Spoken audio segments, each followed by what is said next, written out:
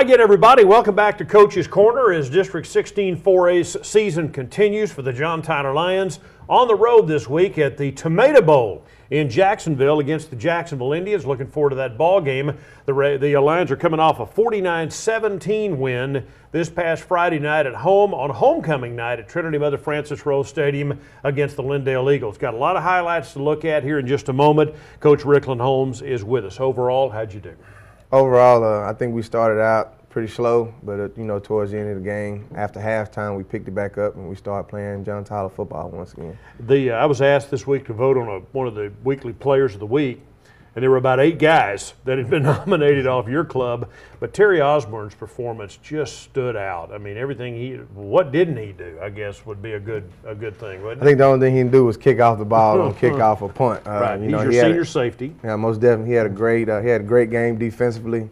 Had an interception, had double-digit tackles. 2 picks, didn't he? Had 2 picks. Yeah. One pick was phenomenal. He kind of dove for it and kind of took it away from the receiver, and then he had a great punt return during the course of that game. So, he pretty much done everything. Had a great special teams night on kickoff, going down there making a couple of tackles. Then on defensive side of the ball, double-digit tackles, and he also had 2 interceptions. And, of course, so some of your other young guys, I can't remember everybody that I saw on the list, but Braylon Jones and Jeremy Wilson. Who else? Who all? Nick Kane. Nick Kane and Gio McCollister was one of them, along with our punter kickoff guy, Luis Duran. Yeah, who was just booming them, wasn't he? He's putting them back in the end zone. I mean, pretty much all of his kickoffs went in the end zone, but they just was returning them. Some of them was 4 yards deep, some of them was 3 yards deep, but they was all going into the end zone. And that we talked about this last week, but I mean that's such an overlooked part of the game for a lot of people. Yeah. Can you play offense? Can you play defense? Well, can you also play special teams? Yeah. It's a big deal. And we got a lot of starters on offense and defense that play special teams because that's another important part of the game. Kids and fans are starting to realize, and I think they kind of forgot how important special teams are because it really is the third part of the football game. Now, you got way bigger aspirations than this, but a win this week basically assures you a playoff spot. Most definitely. I mean, you win at Jacksonville, you've got 3 district wins, and that pretty much assures you getting in. Now, again, your goals are a lot higher than that, but still, you can't overlook the fact that you first got to make the playoffs before you can win a state championship. Oh, right? most definitely. And each week we put forth the effort to make sure that we win the game that we have at hand. And now this week we have Jacksonville, now that we've taken care of Lindale, and we're moving forward. Starting today, we're going to make sure we go out there and get everything lined out as far as offense, defense, and special teams on what we're going to need to start practicing on for the rest of the week to make sure that we take care of this week 3 district game. How'd the offense play Friday? Offensively, they came out, they kind of sputtered a little bit, but, overall, we're still moving forward. We're still getting better offensively. We still know we're able to throw the ball, and we're getting better at running the ball. So as long as we continue to do that, I'm going to, say, hey, we're still moving forward, but there's still a lot of things that we got to fix. And the running the ball thing, at the beginning of the year, you weren't doing all that well. Yeah. You're making big plays, but the consistent 5- and 6-yard stuff wasn't there. Now it is. Now it is, and that's something that you got to be able to do as an offense because you got to be able to control the ball, and throwing the ball isn't the way to control the clock. Everybody knows the run game is the way to control that clock, and our offensive line is starting to understand we're putting a lot of pressure on them to make sure that we are able to run the ball because we got a real talented running back that, with the ball in his hand, he's able to get a lot of big things done. There were so many good defensive players on last year's team, guys like Tyus Bowser, when they all graduated. I know folks were wondering, okay, how do you replace those guys? Well, you so replace far, so them good, with right? Xavier Reese and Darius Amy, and then you keep a linebacker. And he was another kid that was mentioned this week as having a great game. Yes. Darius Amy. Darius right? Amy, he's coming off the edge. He's becoming that defensive end that we know he could be. He probably could have been a defensive end last year, but we had to use him at outside backer because we did have Bowles at the time. And then you come back with the strong secondary play that we do have, especially out of Terry. And then you have a sophomore now, junior, Isaac Warren. He was thrown in the fire early as a young pup, and now he's one of those seasoned veterans as a junior. And then we got 2 good cornerbacks that we are rotating on the other side out of Jordan Caldwell from basketball, and a guy that we moved from safety to corner, Robbie Washington. And there's another kid, is his name Brickton? Is that right? Brickton, one of your other kids in the secondary.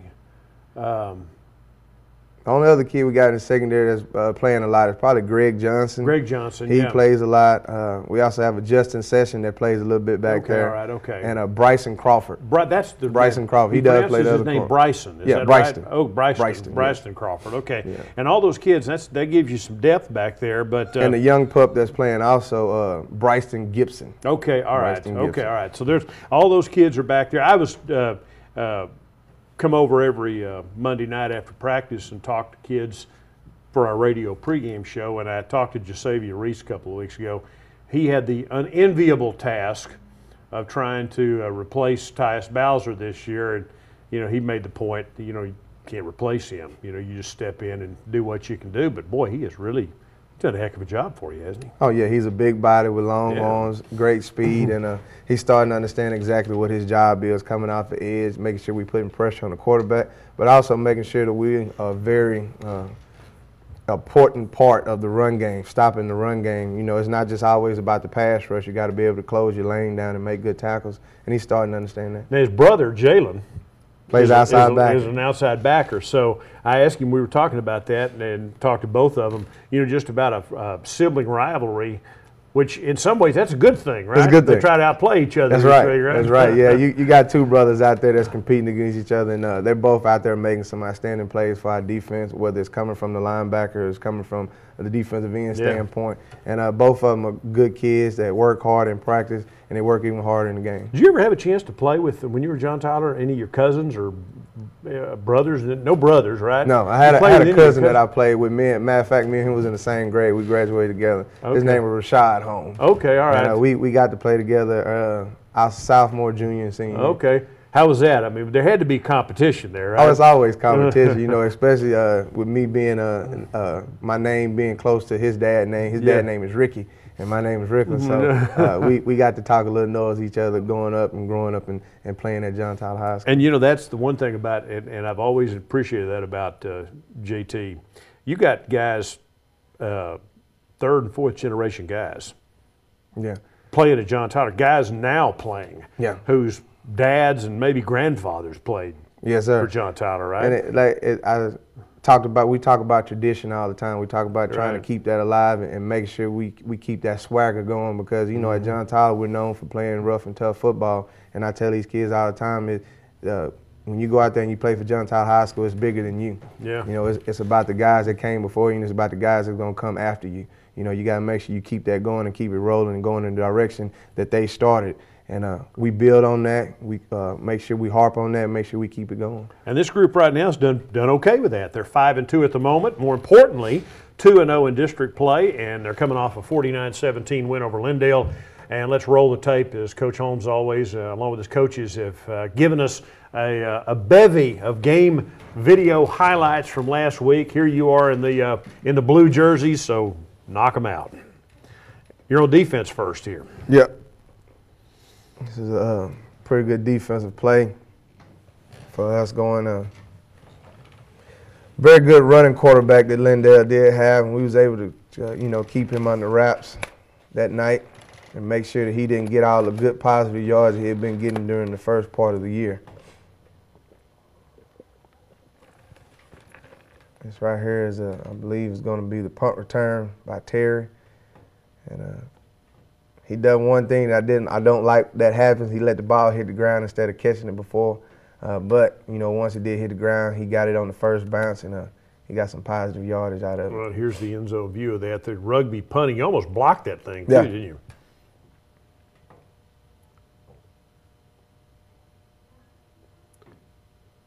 Help me out. Has Terry picked a school yet? He hasn't picked a school yet. He hasn't picked a school yet, but he's going to have a lot of offers on the table, probably within the next 2 or 3 weeks, once everybody lines everything out and do what they need to do. Who's scoring here? This is Terry on the punt return here. Okay. Another punt return, right? Yeah. First punt return was Duntavian Gross. This is the second punt return, which is by Terry. Okay, Duntavian Gross is the sophomore. Terry's a senior.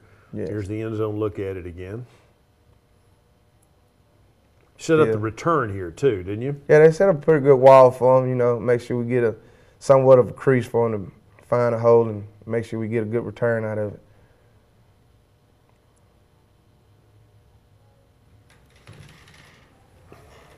This is us on the offense side of the ball.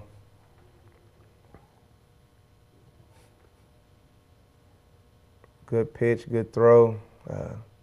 Like I said, I tell the kids all the time, it starts with the snap, and we're getting better at our snaps, making sure we're not getting it over our head like we did early part of the year, because everything that we do offensively is about timing. Who plays center for you now? Ken Holmes. Ken Holmes. By the way, a cousin? Yes. One of the little family members from the Holmes tradition family. All right. Here's your touchdown here. Nice catch. Who caught that ball? I believe this is that Bendy? Rodney Bendy. That was Bendy on the first touchdown play. Bendy's what, 6'4"? 6'4", 190, 195 pounds. And this is the John Tyler version of the Detroit version, Megatron. Megatron. That'd be okay. It will be okay. This is an interception by Terry. I told him right here he probably should have knocked it down since it was 4th down, but he said, Coach, when I caught it, I thought I was in the end zone. But he actually caught it on the 1-yard line as he was going out of bounds. So, you know, that's I know Lee had a similar situation last week. You know, the kid would have been better off just knocking the ball down. Knocking the ball out. But you know what? You're coaching to be aggressive, and you know their instinct is to go get the ball, right? Yeah, and like he said, he realized what was going on. Like he said, he thought he caught it going out of bounds. I mean, in the end zone, but he didn't. All right, here's a pass upfield. That was a heads-up play by him. This is a good pass play to Nick Kane. He's becoming one of those players that we know we can get the ball to him, and he's going to make some plays happen. They put him in a one-on-one situation on the outside, and we took advantage of it. Nick's one of those kids that even on your roster, you just call him athlete, don't you? You don't even give him a position on your roster, he's able to play anything on the field. You know, we can also throw him on the defense side of the ball if need. But literally on the position, you know, on the roster, you list the position. You don't even put a position for him, athlete. Here's a touchdown. That's Reggie Gibson. Watch the hole open up here. Good cutoff block by the linemen, making sure, you know, they get their feet around. And Reggie's another one. He could play any position on the field, couldn't he? Oh, yeah, and he does. He plays mainly the running back position, but we throw him out there at the slot every once in a while. And he catches some balls, and he's caught a couple of touchdown passes also. You could play him at cornerback or whatever, right? He'd be fine. Definitely. Here we go again on defensive play. This may be another pick, right? This was a pick by a newcomer to the team. He'd been playing on varsity, but he got a lot of playing time on defense this week. Tony Johnson. Okay. And he's one of those guys that we moved up from the JV team during the first part of the year, probably after the 3rd, 4th game, and he's surprisingly getting better each week. Nice play here. Who was that? That's Terry on the interception. That was again. His second pick. Wow. That was one where he dove for it and basically took it away from the receiver. That's an athletic play there. Not everybody you know can make that play. No, not everybody. Not everybody. No, that's great. And Terry's been playing since the sophomore year. I mean, he's got a lot of experience, He too. has been. I mean, this is his 2nd year as a true starter, because he first broke onto the scene as a sophomore playing in the secondary, but then his last year as a junior, he actually became a starter. Nice play by Gio to just avoid the rush there, huh? Yeah, buy some time in the pocket, and let your athletes get open so you can get it to them and make some plays. And early in the season, he would have tucked it and run with the Probably ball. would have tucked it and ran, but you know that's the progression that he's progressively getting better at, which is being patient. Slant. Who's got the ball here?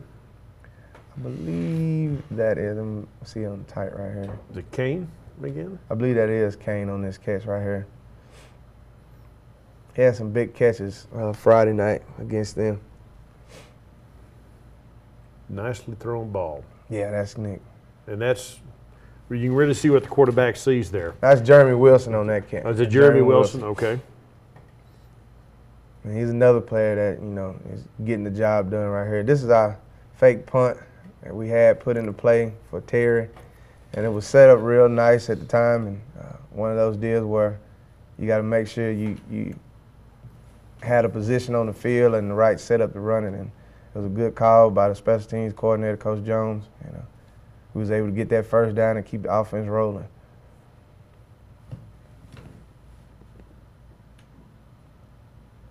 This right here was to Tavian Gross. going down towards the middle of the field, coming from the slot position receiver. Came open, and Gio had his eyes going through his progressive read and found him on a quick slant. And going to get a touchdown pass to Gibson here, I believe, right? No, maybe not. Is this the touchdown to Gibson? Yeah, it's a touchdown to Gibson. Gibson, okay. That's when we put him in the little wildcat deal, send Gio out at the receiver position. Oh, okay. Hike the ball directly to him, tell him to run to the end zone. Wow, okay, so Gio's actually not the quarterback on that play, right? He actually shifted out to a wide receiver.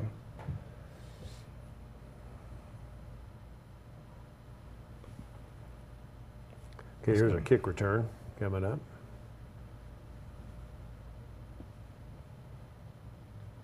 I like the improvement that we've had on special teams from the first game up to this game. We're able to do a lot of things on special teams that I think a lot of teams would like to be fortunate enough to do. Not only because we got the athletes to do it, but our kids are starting to understand exactly what they're supposed to do as far as special teams go. And teams generally don't kick deep against you anymore. No, not anymore. So that's why we have to work a lot on the poops area and what they call the squib kicks. Right. And remind them that is a live football. It is a live football. Yeah. You're right. It ain't like a punt. You got to go get that thing. Right? I've seen that happen so many times too. Yeah, because I think a lot of teams, players, they forget that during the course of the game, and thinking that because it's a short kick, it's not a live ball. So.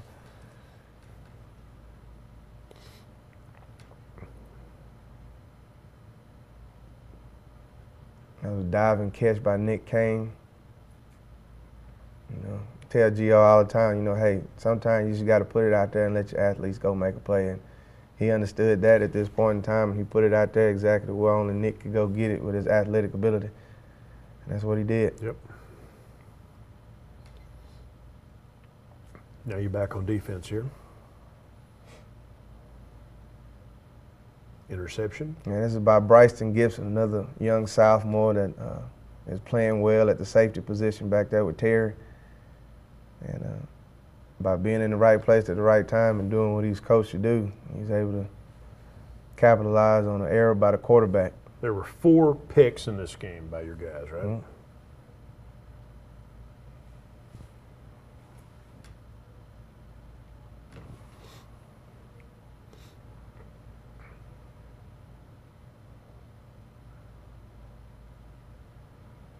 It puts us in great field position for our offense to capitalize and put it in the end zone. Now here's the touchdown pass to Gibson, I believe, right? Yes. Okay. Just a little running back out. Came back behind the defender, and Gio found him. Touchdown.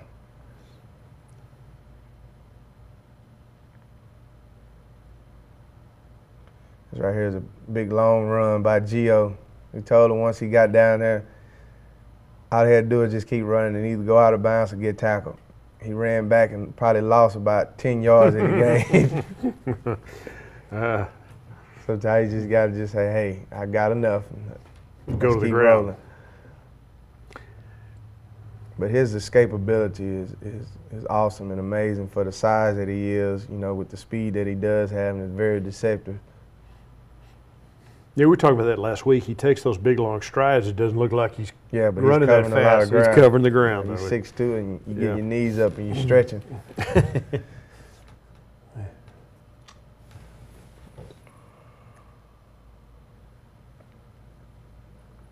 Touchdown play here. Yeah, it's to Dontavian, right? I believe that's right. Yeah. Sophomore finding his way to the end zone. Done. That's it. And you call him that now, right? You call him by his nickname?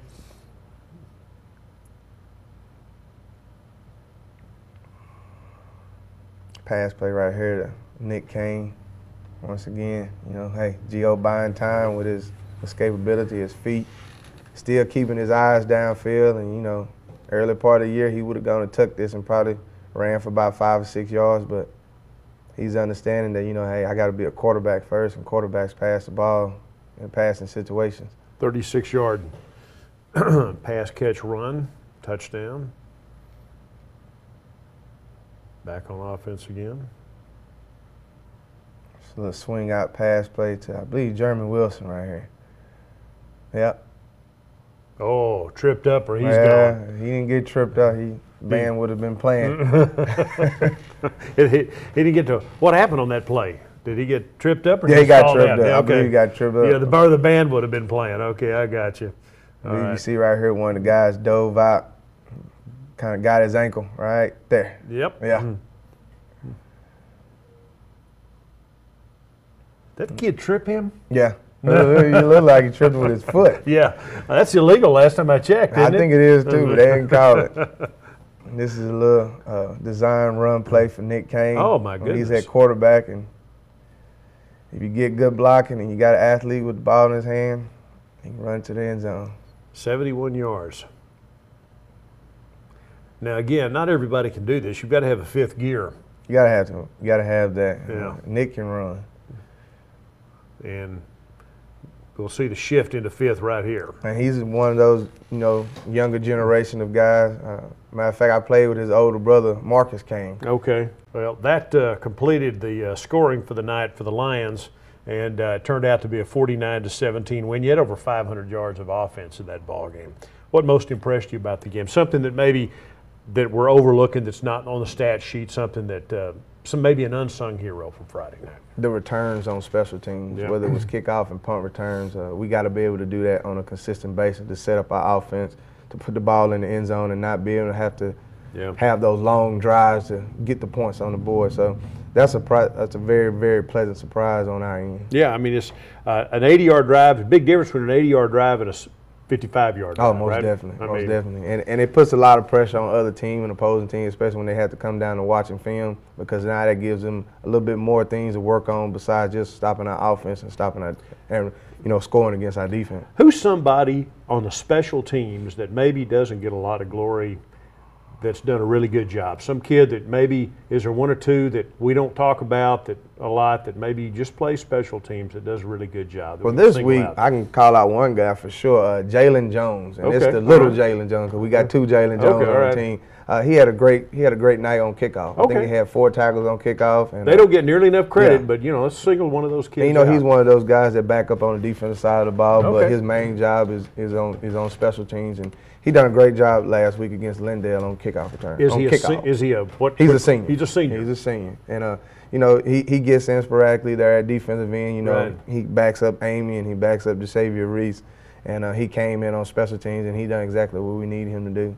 And he's getting even better because not only we be on kickoff, but he's going to be on some other special teams this week because of the effort that he put forth in that aspect of the game. And again, you're talking about a young man who has gone through, he's a senior, has never had a chance to be all district necessarily or anything like that, but has stayed with it, makes the practices, goes through all that, and gets a chance to contribute on a Friday night. Most definitely. I mean, and those are the guys, you got to have, those are the guys that will make or break a football team, right? Most definitely. Most definitely. That's what we tell our kids all the time. You got to be one of those guys that has to be hungry enough to do anything that we ask you to do to help out the team, and don't be a selfish player, but be a selfless player.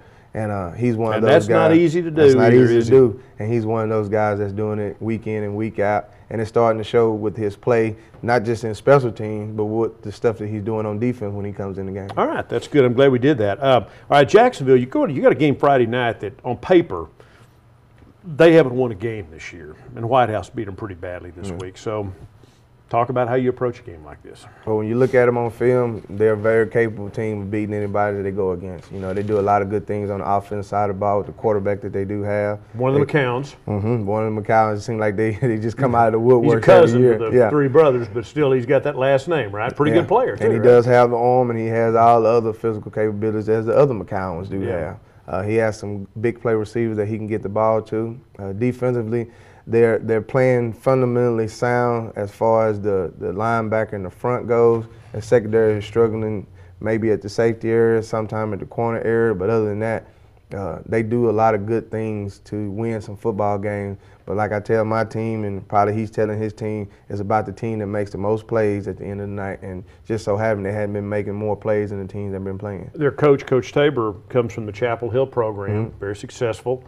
He's a young guy, so this is only his, I think, second year on the job. So, yeah, it's his second year at Jacksonville. Trying to get that thing back going in the right direction, right? And I think he has it going in the right direction. He has the kids. He has the kids to get the job done. It's just like I say, you're playing with 15, 16, 17-year-old kids, and sometimes they're not always going to complete what you've been coaching them to do during the course of the game because their mind may be somewhere else, or they may be trying to do more than what they're supposed to be doing instead of just doing their job the best way that they know how to. We're approaching the end of October, and this is really the time now that football kind of, on the one hand, you've been playing for a long time, so I know they're getting tired, but on the other hand, it's also that time when it starts to get really fun because feels like football weather out there. You're getting toward the end of the line in the regular season. The playoffs are coming up. I mean, it's focus time now, right? It's kind of like when you're putting a nut on a boat. Yeah. You have to twist it down and twist it down and twist it down and twist it down. Well, the closer and closer you get the district, the closer and closer that boat gets all the way down to where it starts to meet. Well, this is the time where the fat meets the grease, and either it pops or it cooks. So it's one of those deals. The pressure's on. So far we're 2-0 in district. Now we're going against another opponent that trying to find that win to make sure that they put themselves in the hunt to be a part of that postseason play. This coming Friday, the 25th, is also, or the 26th, I believe, 25th, is the day the UAL, is my understanding, takes their snapshot. Yeah, they're going to do the snapshot. Where do you think John Tyler will be next year? Do you have any idea? I think we'll be in 5A. I'm pretty much sure we'll be in 5A Which next year. is 4A is just being renamed 5A. Yeah, just be so renamed. That doesn't mean you'd move up. You'd stay in the same place. Well, right? you kind of say you move up, and you kind of say you stay the same because there's going to be some 5A programs that's going to be still in there, but it's the lower 5A schools. Right. So that new 5A is going to be a mixture of the 4A Division I schools and the lower 5A Division II schools. Right. Is what it's going to be a mixture of. So, but them true 5A Division I schools are going to be 6A. Up at the top tier level. Right, and again, what it is basically for naming purposes, they're just they're going to call six-man football Class A. Class A, yeah. So basically, if you're 4A, you're going to be called 5A next year. If you're 5A now, you'll be called 6A next year. But there'll be some juggling. That's for later. Yeah. But it does affect scheduling. It does affect scheduling, and boy, I tell you, that's one of them things that, as a head coach, once you get it done, you can breathe a lot easier. Yeah. But during the time that you're trying to find some teams to go play, it's one of those deals to where it becomes a hassle because everybody don't always want to play John Tyler football in the early part of the season. Yeah. What do you expect Friday night? Need a good crowd on the road. Almost there. I know my fans, they're going to show up to come support our kids. Our band's going to be there. They're going to play just as loud as they can. Our drill team, our brigadets, and all of them, they're going to support and cheer just like they do every week with the cheerleaders. We're going to go down there. We're going to do exactly what we go to do every week, which is go out there and beat John Tyler. The historic Tomato Bowl is the site for the game on Friday night. 7:30 kickoff, the Lions and the Jacksonville Indians as JT looks to go to 3-0 in district. For Coach Holmes, I'm Bill Coates. Thanks for joining us.